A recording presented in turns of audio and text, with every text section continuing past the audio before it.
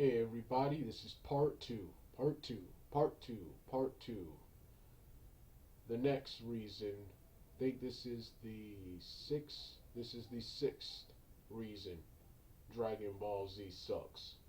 The sixth reason Dragon Ball Z sucks, you know it, Dragon Ball Evolution. After seeing Dragon Ball, after seeing the original Dragon Ball in live action, recreated in live action, it is kind of hard to go back to the original series. First, you have the manga, which is which is which is almost on par with this one because they have more because since that was a long running series, they have more characters. They have more characters and more action. However, just like its television series, story wise, they are inferior. They are inferior. The character development, the story and stuff is worse in the manga than it is here. This has problems too than it is here, and that is a long running series. This is a 85-minute movie. Um so yeah, but after seeing how awesome this was, Dragon Ball was the original Dragon Ball series by Toriyama was only good because this didn't exist yet. This didn't exist yet. This didn't exist yet. Now, after seeing that, I cannot go back. That anime, which is supposed to be an anime, is a terrible, overrated cartoon in comparison to the awesome Dragon Ball Evolution, man. Dragon Ball Evolution, man.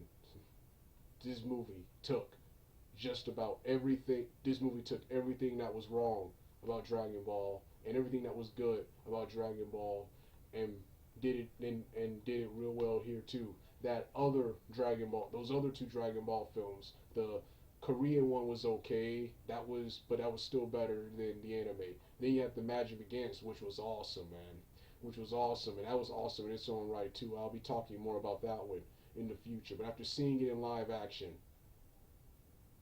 it doesn't compare. It doesn't. Dragon Ball. It's just not good. It's just not good. It was only good because this didn't exist yet. This right here. Next, the next reason Dragon Ball sucks. Naruto. Naruto. Naruto is probably one of the is probably the Dragon Ball is probably the Dragon Ball of this generation. This generate is probably the Dragon Ball of this generation. Once again, you get everything in from the original Dragon Ball and a little bit of Z on a more realistic level with better characterization, better storytelling, better characters. I think the powers and signature maneuvers in this series, while Dragon Ball Z are more powerful, they're more diverse and cool and it's just overall better. Once you go to Naruto, once you once you've read or seen Naruto, once you've read or watched Naruto, can't go back to the original Dragon Ball, man. Can't go back to the original Dragon Ball.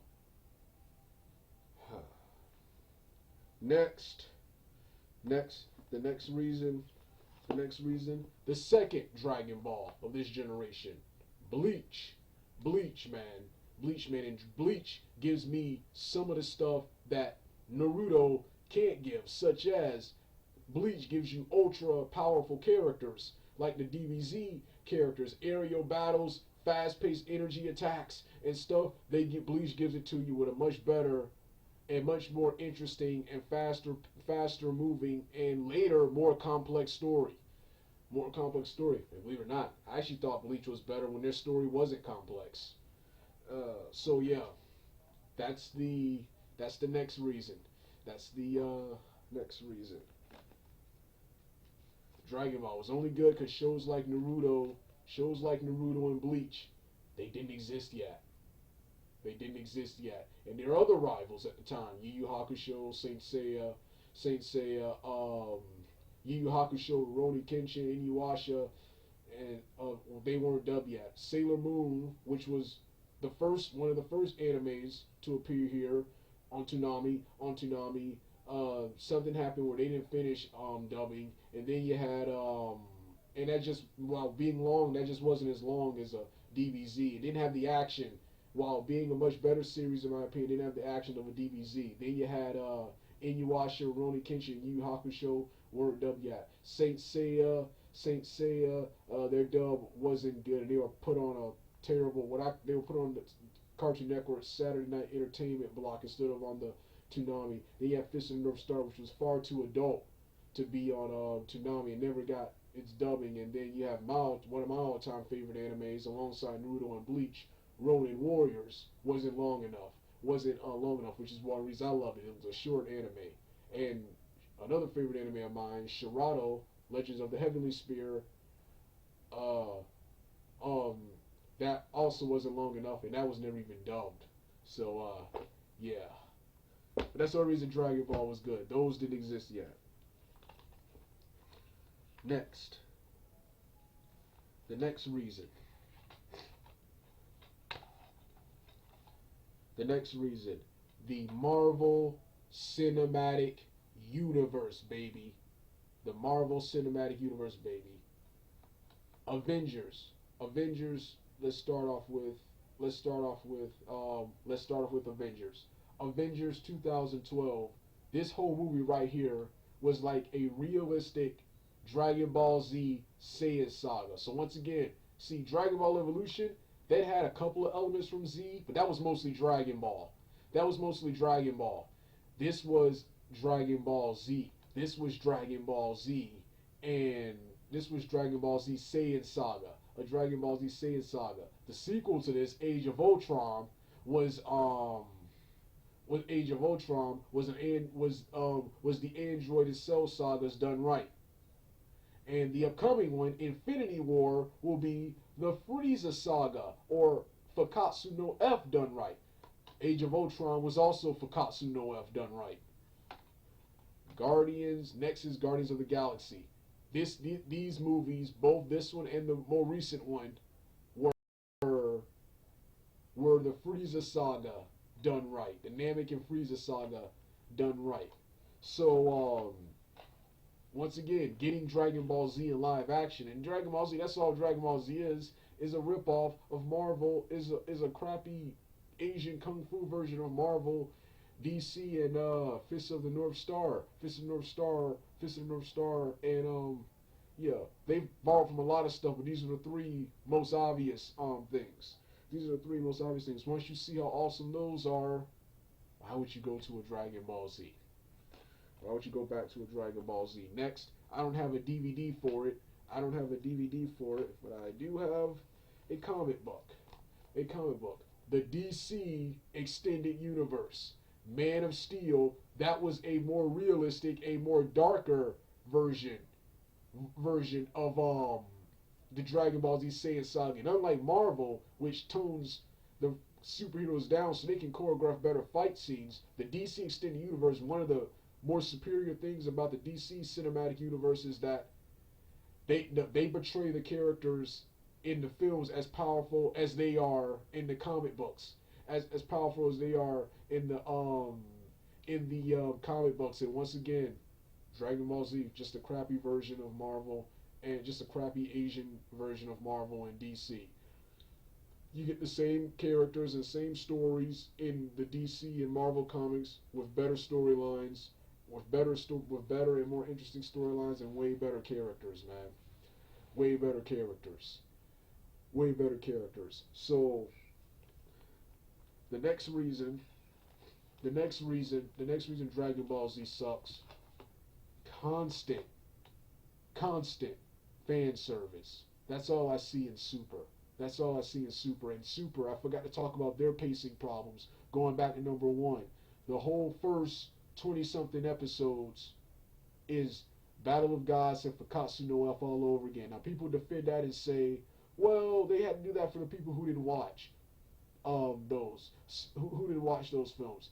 I think everyone who was watching Super saw Battle of Gods and Fakatsu no F.